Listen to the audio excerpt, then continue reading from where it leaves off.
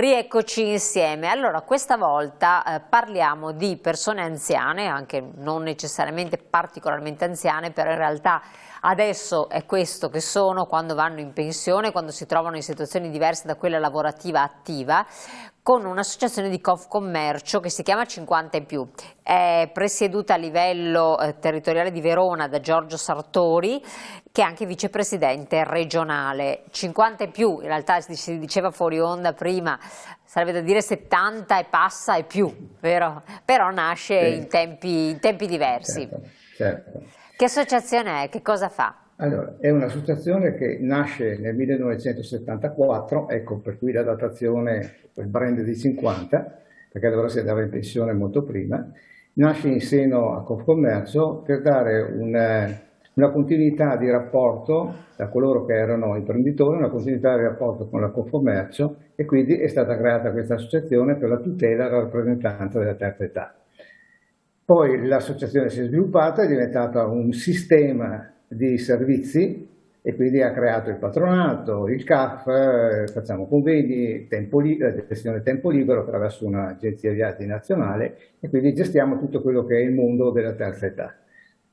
Come lo gestite? Praticamente come i classici patronati per anziani, per i pensionati? Esatto, i classici patronati per anziani. E ogni provincia ha, come le altre realtà di rappresentanza della terza età, abbiamo un'articolazione provinciale, in ogni provincia c'è la propria 50 e più.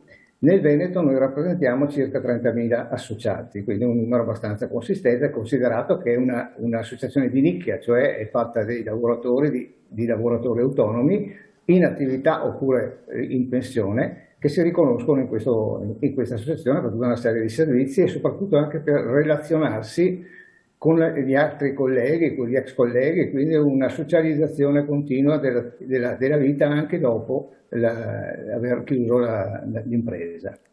Oddio, è di nicchia, però potrebbe avere ambizioni ben più grandi, perché nel settore commercio e di Confcommercio ce ne sono tantissime aziende, no? Di anziani. Commercio, turismo e servizi, quindi vuol dire infatti, anche tutto il settore questo. degli esercizi, vuol dire tutte le imprese dei servizi collegate al mondo del commercio, certo, e dei pubblici esercizi. Poi di persone anziane che hanno lavorato nel settore ce ne sono altrettante, sono parecchi. E sono molto attivi, tra l'altro, perché sono persone che sono liberi professionisti per lo più. Sì, certo, perché abbiamo anche poi una rappresentanza del mondo professionale che magari si riconosce più in noi rispetto ad altre realtà, perché magari c'è una storia o un vissuto personale che quindi trova in queste organizzazioni, diciamo, datoriali, tra virgolette, pur non essendo delle imprese attive, si riconosce più in queste organizzazioni rispetto ad altre. Senza nulla togliere ovviamente ai colleghi dello SPI, della CISL, della UIL, che sono molto bravi, o quelli dell'artigianato, della Coldiretti, della Confagricoltura e della Confagricoltura. Sono altre cose. Siamo tutti sullo stesso piano, ognuno ha il suo ambito di azione, e quindi c'è un'attività non di concorrenza ma di sussidiarietà tra le varie associazioni. Qual è il vostro punto di differenza e anche di forza? Ecco, il nostro punto di differenza è che abbiamo una specializzazione nel settore del commercio, quindi conosciamo bene quelle che sono le problematiche dei commercianti, il tipo di mentalità che hanno, e quindi gestiamo con una certa attenzione queste sensibilità. Poi gestiamo, come dicevo prima, anche il tempo libero attraverso un'agenzia di viaggi nazionale, ma poi gestiamo anche a livello provinciale dei momenti ludici, delle giornate di svago, di giornate culturali, di passeggiate, corse di bicicletta. Addirittura 50 e più nazionale organizza le Olimpiadi dei 50 e più, che è una cosa unica, e solo 50 e più che ha questo evento, che è molto importante e che si tiene normalmente nel mese di settembre, e lì c'è tutta una serie di competizioni legate a tutto quello che è il mondo dello sport, gioco di bocce, corse di bicicletta, podismo, tennis, eccetera, che sono cose che sono tarate proprio sulla datazione anagrafica dei nostri associati. Quindi diciamo che per fare avere un invecchiamento attivo, sociale, dinamico, eccetera, può essere un'idea importante Sì, l'iscriversi. certo. L'idea è importante perché sappiamo che la popolazione anziana cresce in maniera sempre più importante nel nostro paese e quindi bisogna dare delle risposte proprio per questo invecchiamento attivo. Invecchiamento attivo che passa anche, come dicevo prima, attraverso le relazioni, la socializzazione, quindi cerchiamo di essere vicini ai nostri associati e non farli sentire soli perché magari nella vita, in una certa fase della vita, magari uno rimane solo, rimane vedovo o vedova, eccetera, quindi ha questa forma di contatto con l'associazione e quindi con i colleghi e quindi crea una nuova vita che dà senso e continuità e slancio anche per il futuro. Sembra un paradosso, ma come il libro dice, ipotesi per il futuro degli anziani. In effetti gli anziani sono il futuro di questo paese. Che servizi dà l'associazione? Noi diamo servizi anche di patronato, classico patronato, quindi pratiche previdenziali, e poi abbiamo anche il CAF per il 730, quindi tutta una serie di servizi, poi tutte le pratiche normali che fa tradizionalmente un patronato, quindi l'ISDE, l'UCI successione, quelle cose che normalmente sono, ripeto, fanno tutti i patronati, e ovviamente a prezzi particolari perché l'associato è coccolato, è tenuto in particolare attenzione anche dal punto di vista dei costi dei servizi. Certo, quindi agisce a livello sia territoriale, perché appunto lei è presidente di Sì, Verona, che poi a livello regionale con il coordinamento regionale, però poi ogni provincia ha la sua declinazione, certo. giusto? Esatto, ogni provincia ha la sua associazione, gli uffici sono di norma, no, di norma, sono all'interno della Confcommercio, quindi perché appunto essendo nata all'interno del sistema Confcommercio è collegata col cordone ombelicale con la sua mamma, diciamo, che diede la luce nel 74 all'interno di questa grande organizzazione che è la Confcommercio, di cui io ho fatto anche direttore a Verona per parecchi anni, da 6 anni che sono in pensione, mi hanno chiamato a questo nuovo ruolo. Quindi lei è pensionato in primis, quindi questa Certo. vabbè che poi Sì, nell'attività del commercio, se uno proprio ha anche un'attività andare in pensione, un'attività impropria andare in pensione, o anche l'agente stesso di commercio, mi raccontava un presidente, è difficile staccare, no? Non è come il sì, dipendente di grandi no, no, aziende. no, è molto difficile. Guarda, io ho tanti amici anche qui a Verona, gente anche che hanno esercizi pubblici importanti, impegnativi, soprattutto durante il periodo estivo, hanno superato i 70 anni e hanno paura di mollare perché dicono ma se dopo mollo non so cosa fare ed è l'inizio della fine. Cioè c'è questa paura, preoccupazione dell'imprenditore, nasce e muore imprenditore. Infatti, e l'associazione 50 più aiuta in questo senso ad affrontare meglio questo passaggio, a consigliare come farlo, a dare, c'è un supporto anche, non dico psicologico, però comunque un aiuto, perché più che mai voi siete un'associazione dove c'è questa imprenditorialità Sì, spinta.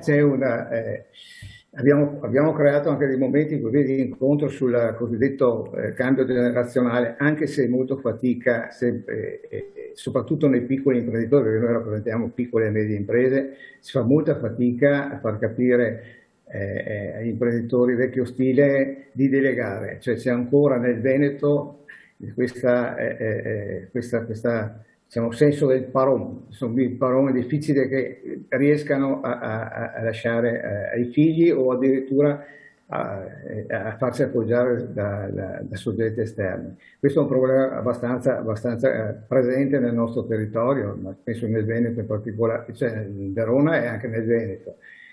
E cerchiamo di accompagnarli in questo processo, però ripeto non è semplice, perché chi ha fatto 40-50 anni di attività imprenditoriale fa veramente fatica a tagliare il cordone ombelicale. E che consiglio viene dato soprattutto? Cioè farsi supportare dalla famiglia oppure delegare esternamente? Perché poi anche il passaggio generazionale, come diceva, nell'ambito della famiglia non è scontato. No, non è scontato. Difatti le piccole imprese, io vedo le situazioni qua del mio territorio, piccole imprese che sono destinate a chiudere, cioè anche perché poi la scolarizzazione dei figli e soprattutto nelle piccole attività di bar, non parliamo degli elementari che ormai sono attività da museo o da reperti archeologici, ma difficile che poi i figli, avendo magari avendo acquisito il diploma all'università, poi abbraccino l'attività dei padri, perché è un lavoro di sacrificio dove la remunerazione oggi non è più adeguata all'impegno del lavoro del capitale che uno investe in un'impresa. Ah, quindi c'è anche questa componente. Ecco, Presidente, voi in modo particolare avete presentato un libro, no? Di recente. Sì. Di che cosa si è trattato? Allora, il libro, come dicevo prima, il titolo è l'ipotesi per il futuro degli anziani, tecnologie per l'autonomia, la salute e le connessioni sociali. Un libro voluto da 50+, con la collaborazione della Fondazione Leonardo, curato dal Presidente nazionale di Confcommercio e di 50+, Carlo Maria Sangalli, e dal Professor Marco Trabucchi, che è il Presidente dell'Associazione Italiana di Psicogeriatria, che tra l'altro è un nostro conterraneo perché è di Verona ed è uno dei massimi esperti in materia di problematiche legate alla terza età. Lo conosciamo bene, sì. è stato molto bravo. ospite. Era presente il 13 in videoconferenza perché ha avuto un impegno di natura personale, perché lui era a Brescia, si è collegato in videoconferenza in questo incontro, conferenza stampa che abbiamo fatto a Mestre, dove c'era anche la vice direttore generale di 50+, Anna Maria Melloni, e uno dei 23 autori del libro, che è Valerio Maria Udru, che fa parte del centro studi 50+. Il libro in che cosa consiste? È un libro molto articolato perché come ho detto ha trovato la luce attraverso la collaborazione di 23 autori, è abbastanza pieno di dati statistici, però abbastanza scorrevole da leggere, anche se sono più di 400 pagine. L'obiettivo di questo libro è cercare di avvicinare sempre più le persone della terza età al mondo del digitale, per cercare di superare quel gap che c'è, quella differenza che c'è, che è molto notevole, soprattutto nelle persone insomma, che oltre i 65 anni c'è una statistica che fanno veramente fatica a prendere in mano il telefonino, a smanettare, e quindi molto spesso rinunciano e si fanno aiutare o dal figlio o dal nipote. Ecco, questo l'obiettivo è che si stacchino, si sleghino da questi aiuti e cominciano a camminare con le proprie gambe e con le proprie capacità. Perché piaccia o non piaccia, il digitale sarà sempre di più, soprattutto anche nel campo della sanità. Pensiamo a quanto può essere utile per un anziano prenotare, chiedere la prescrizione di una medicina al proprio medico di base, ammesso che ce ne siano ancora di medicine banali del genere, perché abbiamo una carenza paurosa, e chiedere la prescrizione dei farmaci o di una visita specialistica attraverso il computer, e poi il medico ti risponde e tu hai sulla posta elettronica la ricetta, e quindi non ti scomodi da casa, non affogli le sale degli ambulatori dei medici e tante altre cose. Quindi è un valore aggiunto per l'anziano saper utilizzare il digitale.